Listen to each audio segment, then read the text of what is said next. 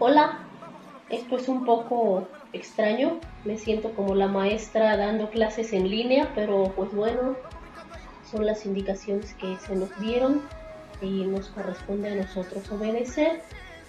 Y bueno, como les acabo de decir que nos corresponde obedecer, el tema que vamos a hablar hoy trata sobre la obediencia y nuestra base fundamental bíblica la vamos a encontrar en Primera de Pedro 2, del 13 al 17. Eh, el ser humano tiene por tendencia ser rebelde, desobedecer, etcétera. Como cristianos también muchas veces nos cuesta trabajo obedecer a nuestro líder, obedecer a nuestros pastores o incluso obedecer a nuestras autoridades dentro y fuera de la iglesia, o sea, incluso a nuestros maestros, el presidente. No me voy a meter en cuestiones políticas, pero bueno, ya sabemos lo que opina la gente acerca de nuestro presidente. Y bueno, Dios por algo puso las autoridades terrenales. Y para esto quiero ir a la Biblia. Espérenme tantito. La cita que les había dicho de Primera de Pedro 2, del 13 al 17, nos dice en la Reina Valera: por causa del Señor, someteos a toda institución humana, ya sea el rey como a superior, ya a los gobernantes como por él enviados para castigo de los malhechores y alabanza de los que hacen bien. Esta es la voluntad de Dios, que haciendo bien hagáis callar la ignorancia de los hombres insensatos. Actuad como personas libres, pero no como los que tienen la libertad como pretexto para hacer lo malo, sino como siervos de Dios. Honrad a todos, amad a los hermanos, temed a Dios, honrad al Rey. La voluntad de Dios es que nosotros nos sometamos a nuestras autoridades terrenales. En el pasaje que acabamos de leer, Dios nos manda a someternos a nuestras autoridades. Si Dios no hubiera puesto las autoridades, nuestro presidente municipal, nuestro gobernador, nuestro presidente de la República y otras autoridades a las que debemos honrar y obedecer, si no fueran de Dios, no estarían en el lugar en donde están. Por algo Dios las puso en su puesto. Y bueno, dice, por eso debemos, 1, temer a Dios; 2, respetar al rey; 3, amar a los hermanos. Y vamos a ver estos 3 puntos. El primero, que decía temer a Dios, ¿a qué se deberá? ¿A qué se referirá? Dice el texto aquí, nuestra autoridad máxima es Dios.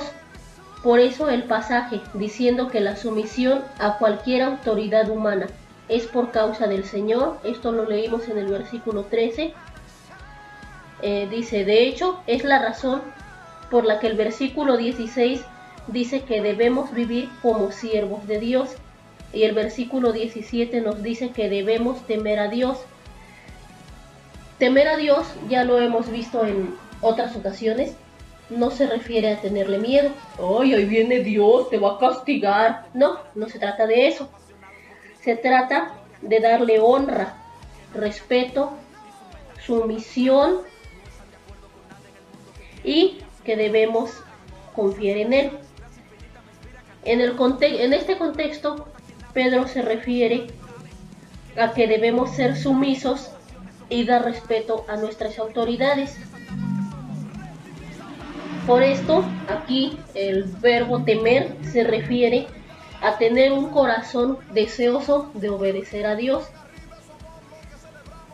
La siguiente parte nos dice que debemos obedecer a las autoridades para obedecer a Dios. Como les decía hace ratito, las autoridades terrenales Dios las ha puesto y Dios nos manda que nos sometamos a nuestras autoridades terrenales. Si nosotros no lo hacemos, al estar desobedeciendo a nuestra autoridad, estamos desobedeciendo el mandato de Dios acerca de honrar a nuestras autoridades. Es como que por lógica, ¿verdad? Se va uniendo una cosa con otra. Dice, el temor a Dios es la fuente de la que brota nuestra sumisión a los demás. Esto es porque la obediencia a las demás autoridades es una forma de obedecer a Dios. Quien se somete a su superior realmente se está sometiendo a Dios. Por eso dice que es por causa del Señor que lo hacemos. Ya lo habíamos leído hace ratito. La obediencia a Dios y a las autoridades no siempre es equivalente. ¿A qué se refiere esto? Muchas veces Dios nos manda una cosa y nuestras autoridades nos mandan otra. Por ejemplo, no sé, en donde nos dice no dejando de congregarnos y ahora nuestras autoridades nos mandan que no nos juntemos donde hay mucha gente para evitar contagios del virus. Bueno, aquí en estas situaciones pues se puede balancear la situación. Ahorita es lo que estamos haciendo nosotros, balanceando la situación. No nos estamos reuniendo en sí, pero no estamos dejando de dar la enseñanza, dejando de cumplir con el mandato de, digamos, de reunirnos. Estamos haciéndolo. El siguiente punto, en la lectura bíblica nos hablaba de honrar al rey. Bueno, nosotros no tenemos un rey así tal cual, ¿verdad? Pero honrar al rey se refiere a nuestro gobernante, digamos, superior en la tierra. En este caso, pues es el presidente, ¿verdad?